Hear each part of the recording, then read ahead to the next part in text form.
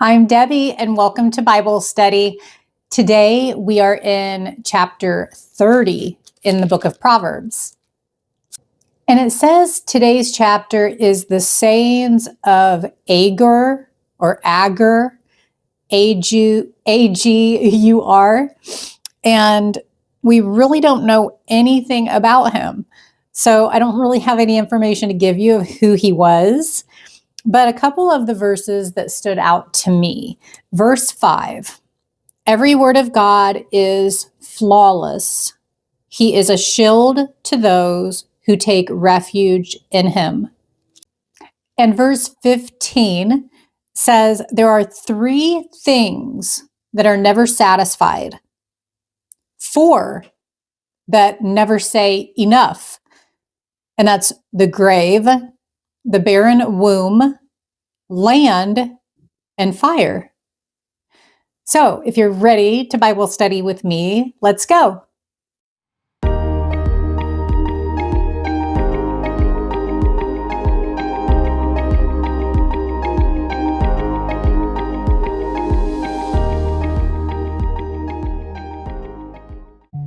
Dear Heavenly Father, we come to you with thanksgiving, and we ask that you give us knowledge, understanding, and wisdom as we study your word together today.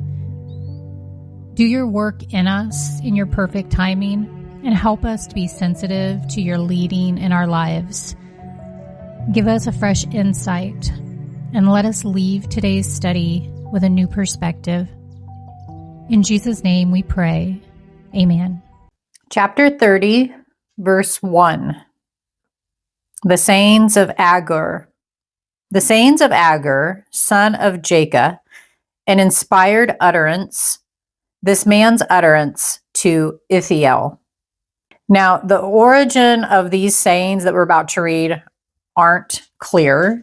Nothing's known about Agur, except that he was a wise teacher who may have come from Lemuel's kingdom. And that's just from a note that's in the Bible when we get into the next chapter, chapter 31. So we don't know a whole lot about him. Continuing, I am weary, God, but I can prevail. Surely I am only a brute, not a man. I do not have human understanding. I have not learned wisdom, nor have I attained to the knowledge of the Holy One. Who has gone up to heaven and come down? Whose hands have gathered up the wind? Who has wrapped up the waters in a cloak? Who has established all the ends of the earth?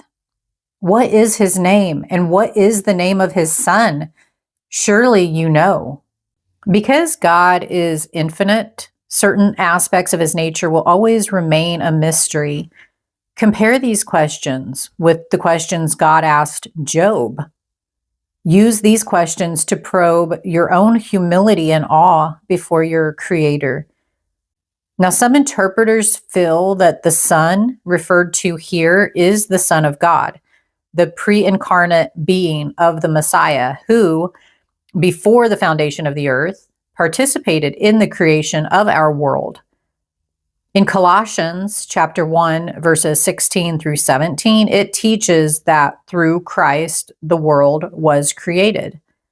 Verse 5, every word of God is flawless. He is a shield to those who take refuge in him. God's promises never fail. Even the ones that are in process will faithfully come to pass. God is loyal to his word, and he is unchanging in his nature. He's not like the waves of opinion that change with a shift of the wind. God is a shelter to those who take refuge in him. Whether or not we believe his word will not affect its outcome. He is faithful regardless. However, the confidence of our own hearts can change based on our faith. Let's ask God to remind us of his faithfulness throughout the generations, to bring to mind the power of his fulfilled promises in our walk with him, and to increase our trust as we absorb his goodness. Verse 6, do not add to his words, or he will rebuke you and prove you a liar. Two things I ask of you, Lord. Do not refuse me before I die. Keep falsehood and lies far from me. Give me neither poverty nor riches, but give me only my daily bread. Otherwise, I may have too much and disown you and say, 'Who is the Lord?' Or I may become poor and still, and so dishonor the name of my God. Having too much money can be dangerous, but so can having too little. Being poor can, in fact, be hazardous to spiritual as well as physical health. But on the other hand, being rich is not the answer. Both rich and poor people can be preoccupied with money. As Jesus pointed out, rich people have trouble getting into God's kingdom. That's in Matthew chapter 19. Like Paul, we can learn how to live whether we have little or plenty. That's in Philippians chapter 4. But our lives are more likely to be effective if we have neither poverty nor riches.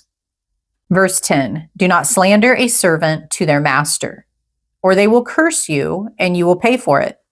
There are those who curse their fathers and do not bless their mothers, those who are pure in their own eyes and yet are not cleansed of their filth, those whose eyes are ever so haughty, whose glances are so disdainful, those whose teeth are swords and whose jaws are set with knives, to devour the poor from the earth and the needy from among mankind. Now, this sequence of Proverbs contains a fourfold description of arrogance. Notice that a life of pride and abuse of others often begins with a lack of appreciation for one's parents. When a person rejects the command to honor their father and mother, there are negative consequences. Verse 15, the leech has 2 daughters. Give, give, they cry. There are 3 things that are never satisfied, 4 that never say enough: the grave, the barren womb, land, which is never satisfied with water, and fire, which never says enough. The eye that mocks a father, that scorns an aged mother, will be pecked out by the ravens of the valley, will be eaten by the vultures.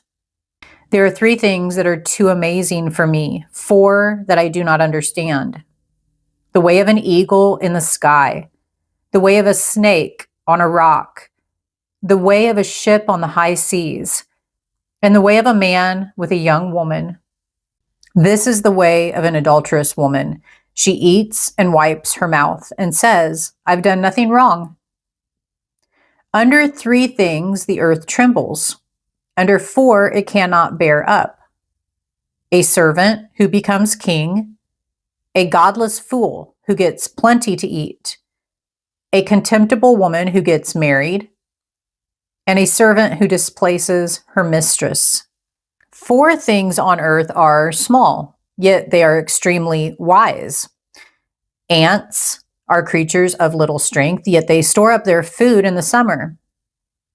Hyraxes are creatures of little power, yet they make their home in the crags. Locusts have no king, yet they advance together in ranks. A lizard can be caught with the hand, yet it is found in kings' palaces.